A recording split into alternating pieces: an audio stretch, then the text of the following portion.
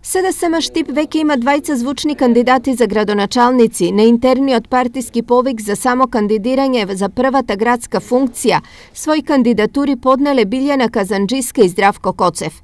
Во штипската јавност Здравко Коцев е познат како некогашен председател на локалниот огранок на СДСМ, директор на јавното предпријатие ИСАР и кандидат за градоначалничките избори во 2009 и 2013 година.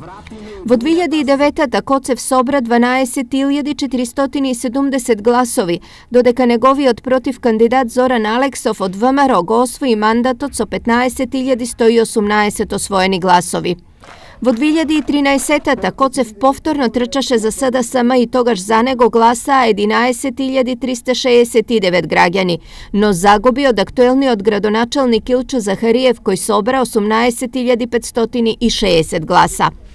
Билјана Казанџиска политичката и професионална кариера ја градеше како директор на основното училиште Ванчо Прке, советник во Штипскиот совет и пратеник во Собранието на Македонија во периодот од 2011 до 2014 година.